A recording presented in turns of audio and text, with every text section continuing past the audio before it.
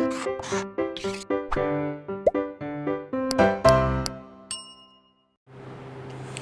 Students, blueprint digital में आपका स्वागत है। बच्चों में आपका physics teacher Anuj Sharma. Student, जैसा कि आप जानते हैं कि हमारी जो यूनिट सेकंड चल रही है उसमें हम विद्युत चालन पढ़ रहे हैं। और बच्चों, विद्युत चालन में हमने पिछली क्लास में बच्चों ओम्स के नियम का जो ओम का नियम था उसको समझा था। बच्चों, आज जो हम पढ़ने जा रहे हैं वो टॉपिक इस प्रकार है कि बच्चों, एक तो अप्रवाह या अनुगमन वेग, जो इलेक्ट्रॉन का अनुगमन वेग होता है, उसके आधार पर हम ओम के नियम की उत्पत्ति करेंगे। तो बच्चों, ये एक तरह से डेरिवेशन है जो कई बार आ जाता है, इसमें बहुत इंपॉर्टेंट चीज़ें हमें पता चलेंगी। उसके बाद बच्चों, जो ओम ने बताया था विभवांतर और धारा का जो अनुपात था वो चालक के प्रतिरोध के उसको चालक का प्रतिरोध बोला गया था। तो बच्चों, हम प्रतिरोध को प्रभावित करने वाले कारक भी देखेंगे। और बच्चों, ये बहुत ज़्यादा पूछे जाते हैं तो इसको आप बहुत ध्यान से समझेंगे। इसके बाद बच्चों, एक नई चीज़ हम देखेंगे, चालक की प्रतिरोधकता। तो ये भी बहुत ही इंपॉर्टेंट टॉपिक है। तो बच्चों, आइए सबसे पहले हम पढ़ते हैं आज का फर्स्ट टॉपिक, वो है अप्रवाह वेग के आधार पर ओम के नियम की उत्पत्ति। तो स्टूडेंट, सबसे पहले जो मैं करते हैं, हम लोग एक चालक लेते हैं। इस प्रकार आप देख सकते हैं ये एक चालक है और बच्चों, इस चालक को हमें एक विद्युत क्षेत्र से जोड़ना पड़ेगा।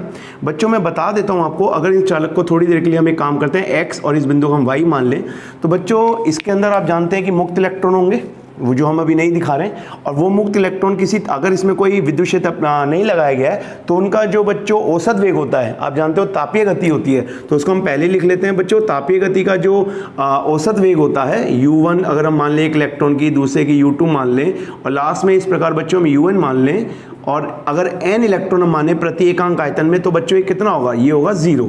तो बच्चों, इसको हम लेके चल रहे हैं, ये पूरा का पूरा 0 होगा। स्टूडेंट, ये तापीय गति है, इसे हम लिख देते हैं तापीय गति, औसत तापीय गति। ठीक है स्टूडेंट, तो ये चीज़ तो हमने पहले पढ़ चुके हैं, तो इस चीज़ को हमें लेके चलना है। अब बच्चों, क्योंकि हमें विद्युत क्षेत्र अप्लाई करना है, हमें धारा प्रवाहित करनी है, क्योंकि हम जानते हैं कि औसत तापीय गति का विद्युत धारा में कोई भी रोल नहीं होता है। तो बच्चों, इसको मैंने एक विद्युत स्रोत से जोड़ दिया है। इस प्रकार आप देख सकते हैं ये एक विद्युत स्रोत है। और बच्चों, अगर ये विद्युत स्रोत है तो आप जानते हैं इसका चालक का ये वाला सिरा धनात्मक और ये ऋणात्मक हो जाएगा। इसे हम यहाँ लिख सकते हैं विद्युत स्रोत। ठीक है बच्चों। अब बच्चों, थोड़ी देर बात यह है कि चालक के सिरों पे अगर हम विद्युत स्रोत लगाएंगे तो इस पर क्या लगेगा, हम जानते हैं इस पर एक विद्युत क्षेत्र लगने लगेगा। ठीक है बच्चों, और जिसकी दिशा धनात्मक से ऋणात्मक सिरे की ओर होगी। विद्युत क्षेत्र लगते ही आपको पता है क्या होता है बच्चों, जो परमाणु होते हैं चालक के, किसी भी धातु चालक के, वो अपने परमाणु से निकलकर धनात्मक सिरे की ओर बढ़ने लगते हैं। तो हम इसको इस तरह से दिखा सकते हैं, ये जो इलेक्ट्रॉन है बच्चों इस प्रकार से बढ़ने लगते हैं, ये आप देख सकते हैं। और बच्चों, विद्युत क्षेत्र के कारण जो सभी चालक का जो औसत वेग होता है बच्चों, उसे हम बोलते हैं उसका अनुगमन वेग। तो ये हम पढ़ चुके हैं, इस पे तो हमें ज़्यादा बात नहीं करनी है। बच्चों, इसी अनुगमन वेग पे पहले हमें इसका फॉर्मूला निकालना है और फिर हमें इसके आधार पर ओम के नियम का सत्यापन करना है। ठीक है स्टूडेंट्स। बच्चों, थोड़ी देर के लिए ध्यान रखो कि ये इलेक्ट्रॉन जो चल रहे हैं धनात्मक सिरे की तरफ आ रहे हैं, किस वजह से आ रहे हैं बच्चों, विद्युत क्षेत्र की वजह से। क्योंकि विद्युत क्षेत्र इलेक्ट्रॉन पे एक बल लगाएगा, और वो बल कितना होगा बच्चों, विद्युत क्षेत्र जो बल लगाता है बच्चों वो होता है Q × E। अगर एक इलेक्ट्रॉन की बात करें बच्चों, तो एक इलेक्ट्रॉन पे जो आवेश होगा वो कितना होगा बच्चों, हम कह सकते हैं एक इलेक्ट्रॉन पे आवेश होता है मूल इकाई, और इलेक्ट्रॉन पे ऋणात्मक आवेश हो तो माइनस लिख देते हैं और ये E हो जाएगा। थोड़ी देर के लिए बच्चों यहाँ पे हमें ना हर चीज़ का सदिश रूप यूज़ करना है, तो हम यहाँ पे सदिश रूप लगा लेते हैं। ये क्वेश्चन हमारे पास सेकंड हो गई। अब बच्चों, थोड़ी देर के लिए अगर हम देखें कि किसी भी कण पर, किसी वस्तु पर अगर कोई बल लगता है तो उसके अंदर त्वरण भी आता है। तो अगर बच्चों उसके अंदर त्वरण आएगा तो हम जानते हैं, एक हमारे पास हमने 11वीं में एक फॉर्मूला पढ़ा है F = m में। तो यहाँ से बच्चों त्वरण जो होगा वो कितना हो जाएगा, F/m, ये तो हम सब जानते हैं। तो बच्चों, थोड़ी देर के लिए अगर हम यहाँ पे देखें कि A कितना हो जाएगा, F की वैल्यू हमारे पास कितनी है बच्चों, माइनस का E, कैपिटल E/m हो जाएगा। बच्चों, चूंकि सदिश रूप लेके चल रहे हैं तो हम त्वरण पे भी सदिश लगा लेते हैं और विद्युत क्षेत्र पे भी एक सदिश लगा लेते हैं। ठीक है बच्चों। अब बच्चों, आपने 9th में एक इक्वेशन पढ़ी होगी, गति की इक्वेशन। क्योंकि अगर किसी वस्तु का प्रारंभिक वेग u हो और उसमें बल लगाने से उसमें कोई त्वरण उत्पन्न हो जाए तो उसका फाइनल वेग v हो जाता है। तो इस प्रकार अगर बात करें बच्चों कि हर इलेक्ट्रॉन का अगर हम वेग देखें तो हर इलेक्ट्रॉन का अंतिम वेग क्या होगा बच्चों, अंतिम वेग अगर हम इस पे बात करें तो एक इलेक्ट्रॉन की बात करूं तो अंतिम वेग v1 माने, तो उसका प्रारंभिक वेग कितना था बच्चों, u1। और बच्चों, उसका जो त्वरण उत्पन्न हुआ था उसे क्या मान सकता हूं बच्चों, a। बच्चों, मैं मान सकता हूं कि यहाँ पे हमें थोड़ा एक चीज लेके चलनी पड़ेगी कि जो भी इलेक्ट्रॉन है, जितने भी हैं, बल विद्युत क्षेत्र उन पर समान बल लगा रहा है, तो हम मानते हैं उन पर समान त्वरण उत्पन्न हो रहा है, ये हम लेके चलेंगे।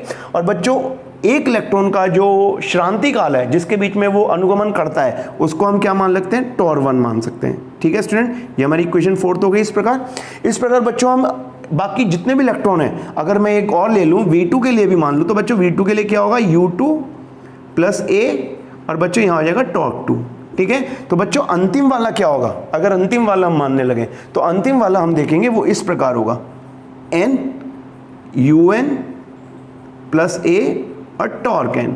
ठीक है बच्चों, तो इस प्रकार से बच्चों हम देखते हैं हमारे पास ये इक्वेशन 5 और ये इक्वेशन 6 इस प्रकार आ जाती है। तो ये हर इलेक्ट्रॉन का बच्चों अंतिम वेग है। और इसमें हम एक बात ध्यान रखते हैं, हमें अनुगमन वेग के बारे में बात करनी है। अनुगमन वेग से ओम का नियम सत्यापन करना है। तो अनुगमन वेग क्या होता है, थोड़ा सा याद करो बच्चों। सभी इलेक्ट्रॉन का जो भी औसत वेग हमें दिखेगा, हम उस औसत वेग को निकालेंगे और उसे अनुगमन वेग कहते हैं। ठीक है स्टूडेंट, तो स्टूडेंट्स अब आप देख चुके हैं कि हमने सब इलेक्ट्रॉन का जो है अंतिम वेग निकाल लिया है। बच्चों अब हम थोड़ी सी अनुगमन वेग की परिभाषा को देखेंगे कि हमारे दिमाग में क्या है, चूंकि हमें उसका यूज़ करना है। तो बच्चों आपको पता है अनुगमन वेग होता है सभी इलेक्ट्रॉन का जो भी अंतिम वेग है, अगर हम उसका औसत निकाल लें तो वही अनुगमन वेग है बच्चों।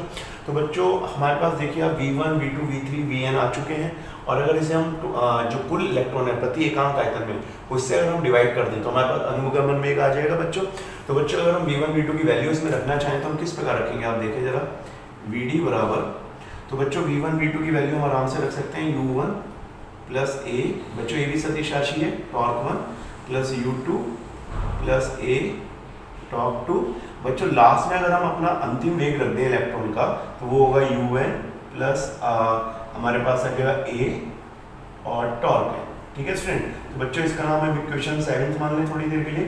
बच्चों मैं आपको थोड़ी देर से बताना चाहता हूँ कि एक्सीलरेशन हमारे इलेक्ट्रॉन का जो है वो ये मान रहे हैं कि चूंकि विद्युत क्षेत्र तो सब पे समान ही लग रहा है, तो जो बल है वो सभी इलेक्ट्रॉन पे एक समान त्वरण उत्पन्न कर रहा है। तो हमने A में 1 2 3 नहीं लगाए, हमने A को सबके लिए समान माना है। बच्चों अब आप इसमें थोड़ा सा गौर करके अगर देखें तो, और इसमें बच्चों हम n से भी डिवाइड कर लेते हैं, n से और डिवाइड होना है। तो बच्चों U1, U2, UN ये सब टर्म अलग करी जा सकती है, ये आप जानते हैं इस तरीके से।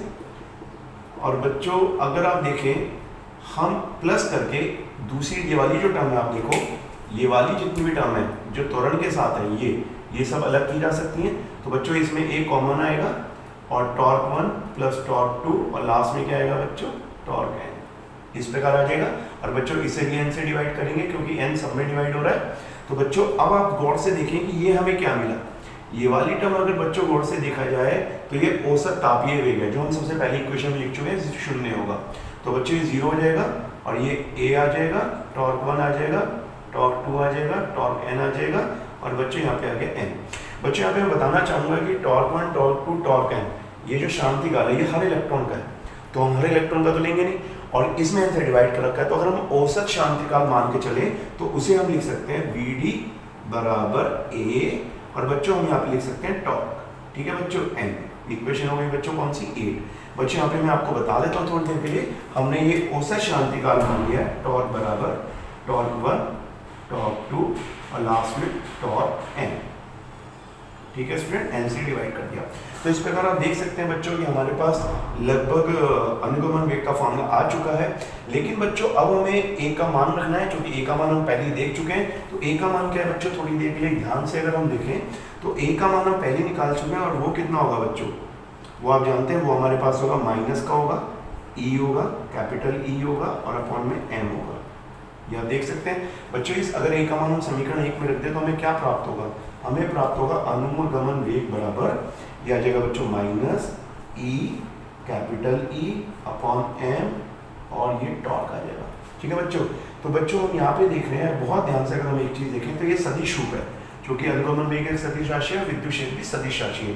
बच्चों इससे एक बहुत खास बात पता चलती है, अगर आप देखें तो ये माइनस साइन क्या बताता है बच्चों, माइनस साइन ये बताता है जो इलेक्ट्रॉन का अनुगमन वेग होता है बच्चों विद्युत क्षेत्र के विपरीत दिशा में होता है। यहाँ पे देखें अगर विद्युत क्षेत्र बच्चों इस दिशा में है तो अनुगमन वेग इलेक्ट्रॉन का उनके विपरीत दिशा में होगा। ठीक है बच्चों, अब बच्चों अगर विद्युत क्षेत्र समान है और इलेक्ट्रॉन का ये मास है बच्चों m, E होता है मूल इकाई आवेश की, तो बच्चों हम कह सकते हैं जो Vd है अगर मैं सदिश रूप हटा दूं तो डायरेक्टली प्रोपोर्शनल टू है श्रांति काल। ठीक है बच्चों, तो ये बड़ी इंपॉर्टेंट रिलेशन है, इसको आपको ध्यान रखना है। किसी भी इलेक्ट्रॉन का जो अनुगमन वेग होता है वो उसके शांति काल के अनुगमनानुपाती होता है, जितना ज़्यादा शांति काल होगा उतना ज़्यादा अनुगमन वेग होगा। ठीक है बच्चों तो ये तो आपको समझ में आ गया। अब बच्चों हमें जो है इससे ओम का नियम लाना है, तो ओम का नियम कैसे लाते हैं अब हम इस पे आगे बात करते हैं। बच्चों अनुगमन वेग आने के बाद जो हमारी हेडिंग है वो है अनुगमन वेग से ओम का नियम की उत्पत्ति। तो बच्चों हम कैसे करेंगे, इसमें बच्चों हमने एक संबंध पढ़ा था पिछली क्लास में कि जो धारा होती है बच्चों अनुगमन वेग में रिलेशन क्या होता है बच्चों, ये रिलेशन होता है, आप जानते हैं इस तरीके से, ठीक है बच्चों। अब बच्चों अगर हम यहाँ से अब अपना डायरेक्शन दोबारा से यहीं से स्टार्ट करें तो बच्चों अब ध्यान से अगर देखें तो वी डी का मान हमारे पास है अनुगमन वेग का, तो यहाँ पे हम क्या लिख सकते हैं I = NEA। बच्चों माइनस साइन अभी हम नहीं ले रहे क्योंकि हमें सिर्फ ओम का नियम की उत्पत्ति करनी है, तो हम E लिख सकते हैं, कैपिटल E लिख सकते हैं, M लिख सकते हैं और टॉर्क लिख सकते हैं, ठीक है बच्चों। अब बच्चों थोड़ी देर के लिए इसको थोड़ा सा हम सिंप्लीफाई करते हैं, हम देखते हैं कि इसमें n और ये बच्चों E और E कितना हो जाएगा, E² हो जाएगा, A हो जाएगा, और बच्चों अगर हम यहाँ पे बात करें टॉर्क यहाँ ले लेते हैं अपॉन M और बाहर ले लेते हैं E, ठीक है बच्चों। अब बच्चों इस इक्वेशन में हम सेकंड रखते हैं, तो थोड़ी देर याद करें बच्चों, जो भी बच्चे हमारे साथ जुड़े हुए हैं जो पिछले हमने यूनिट में हमने पढ़ा हुआ है, तो बच्चों जो E होता है वो बेसिकली होता है विभवांतर और दोनों जो धनात्मक ऋणात्मक सिरों के बीच की दूरी V/D। तो हम यहाँ पे थोड़ी देर के लिए D ना लेके L ले लेते हैं, ठीक है बच्चों। अब थोड़ी देर के लिए अगर देखें बच्चों तो यहाँ क्या मिलेगा हमें, I = NE² A torque upon M, और यहाँ पे हम ले लेते हैं V/L, इस तरीके से ले सकते हैं बच्चों। अब ओम का नियम अगर याद करें तो ओम का नियम क्या है बच्चों, ओम का नियम होता है V/I, तो I को V के नीचे ले लें तो ये V/I इस तरीके से हो जाएगा। तो बच्चों ये सारा का सारा कहाँ जाएगा ऊपर, तो M L ऊपर आ जाएगा, N आ जाएगा, E² आ जाएगा, A आ जाएगा और टॉर्क आ जाएगा, ठीक है बच्चों। अब थोड़ी देर के लिए जरा एक चीज हम देखते हैं बच्चों, इस इक्वेशन को हम थोड़ी देर के लिए यहाँ पे A मान लेते हैं, ये हमारे पास बड़ी इंपॉर्टेंट रिलेशन आई है बच्चों, और इसको हम थोड़ा सा बंद कर देते हैं क्योंकि हमने काम की है बच्चों। ओम का नियम है क्या, ओम का नियम है V/I = R, इस प्रकार से हम देख सकते हैं बच्चों। तो अगर आप थोड़ी देर के लिए ध्यान दें बच्चों, तो जो एरिया है वो चालक का नियतांक है, E मोल इकाई है ये नियतांक है, M जो है इलेक्ट्रॉन का मास है, लेंथ जो है कंडक्टर की जो हमने लिया हुआ है, अगर उसके लिए हम माने थोड़ी देर के लिए नियतांक, तो n है किसी भी कण चालक के लिए प्रति एकांक आयतन में मुक्त इलेक्ट्रॉनों की संख्या। तो बच्चों इसको हम थोड़ी देर के लिए नियतांक माने किसी दिए चालक के लिए, किसी दिए चालक के लिए, किसी दिए चालक की भौतिक अवस्था के लिए। तो भौतिक का मतलब बच्चों ये आ गया कि ना हम तापमान बढ़ा रहे हैं और ना हम उसकी लंबाई बढ़ा रहे हैं, ना हम उसका एरिया बढ़ा रहे हैं, ठीक है स्टूडेंट। तो हम देख सकते हैं अगर उसकी भौतिक अवस्था सब समान रहे तो ये पूरी क्वांटिटी नियतांक होगी और इसे हम बच्चों क्या मान सकते हैं, R, ठीक है बच्चों। तो हमें पता चल गया यहाँ से R कितना है बच्चों, यहाँ पे हम देख सकते हैं जो R है, R हमारे पास होगा student M/L/N E² A torque. तो बच्चों ये भी बड़ा इंपॉर्टेंट फॉर्मूला है हमारे पास, इसे आप देखें तो ये बहुत ही इंपॉर्टेंट है। इसको हम इक्वेशन B माने तो बच्चों जो भी प्रतिरोध होता है किसी चालक का, आप देख सकते हैं ये ओम का नियम का बच्चों हमारे पास जो उत्पत्ति हो गई है अनुगमन वेग की सहायता से, जो कि इसमें हमने अनुगमन वेग की वैल्यू रखी है। तो बच्चों एक काम हमारा हो गया है, लेकिन अब हमारा इंपॉर्टेंट काम एक शो होता है बच्चों कि चालक का प्रतिरोध है किन किन बातों पे निर्भर करता है।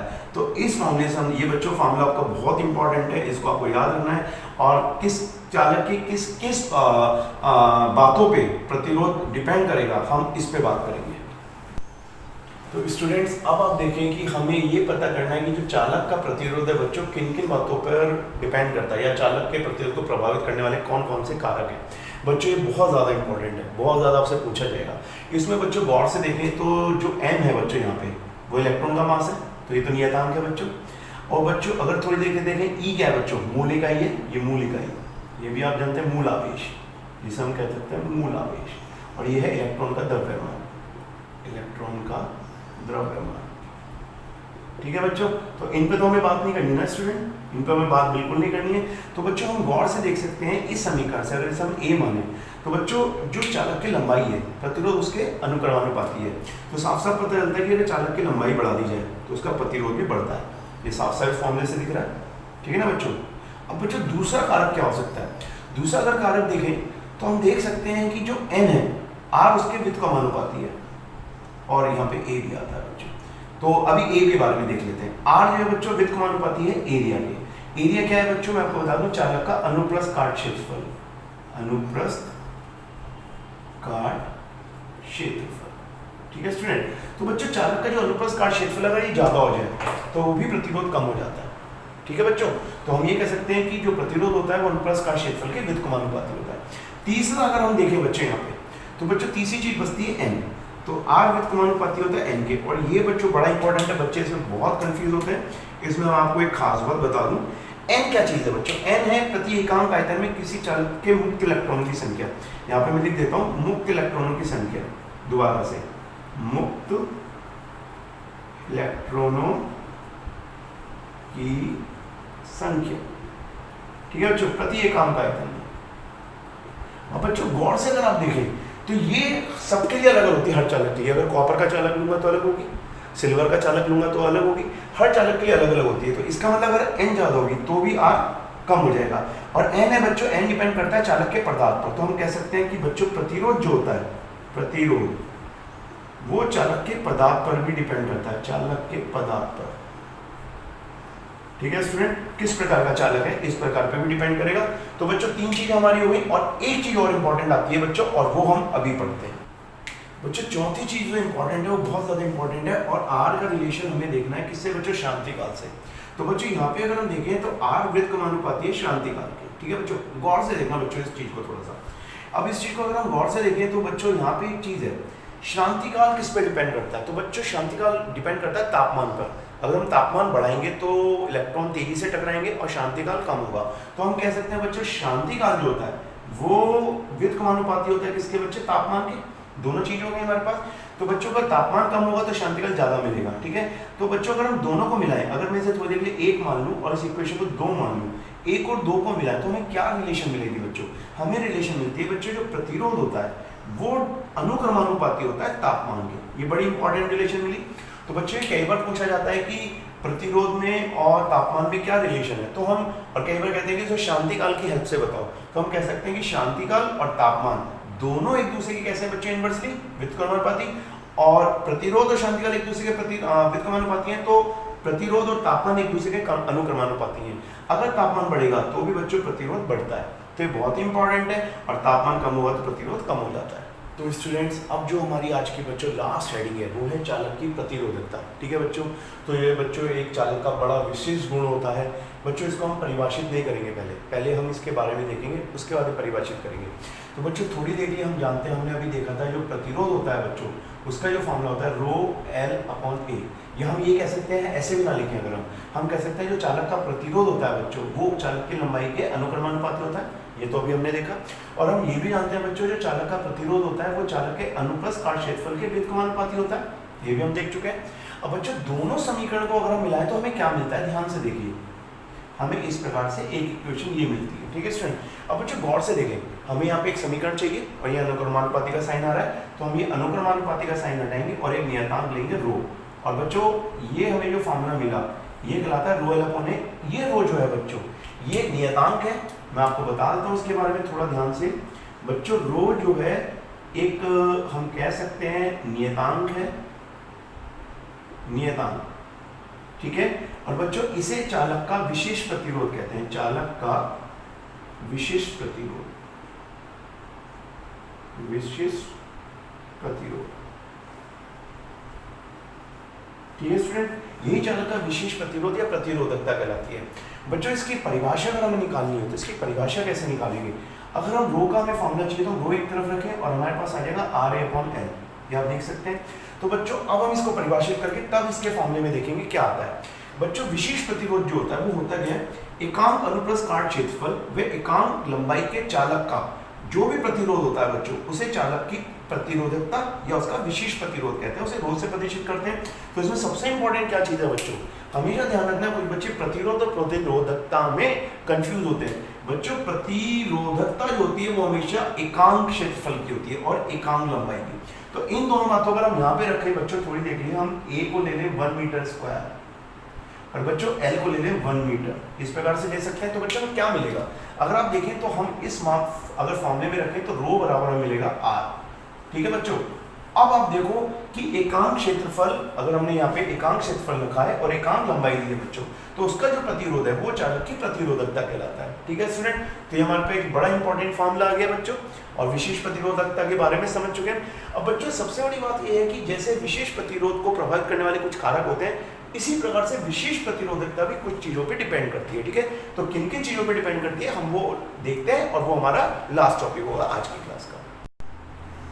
तो स्टूडेंट्स अब लास्ट वन देखेंगे बच्चों, जो प्रतिरोधकता है वो किस किस पे डिपेंड करती है। तो उसको देखने के लिए बड़ा इंटरेस्टिंग हम एक केस देखेंगे बच्चों। प्रतिरोध तो हमें पता ही है, प्रतिरोध का फॉर्मूला क्या होता है, प्रतिरोध का फॉर्मूला होता है ml/n e² A × τ, ये तो हम देख चुके हैं। और बच्चों अभी हमने ये भी पढ़ लिया है कि जो प्रतिरोध होता है उसका एक फॉर्मूला होता है ρl/A, ये भी हम देख चुके हैं बच्चों। इसमें हम थोड़ी देर के लिए काम करते हैं, आप गौर से देखना r बच्चों, इसमें हम l/A को थोड़ा सा अलग कर लेते हैं, इसको देखो थोड़ा सा l/A। तो बच्चों l/A अलग कर लिया तो क्या बचा बच्चों, m बचा, n बचा, e² बचा इस प्रकार, और टॉर्क बचा, ये अलग हो गया।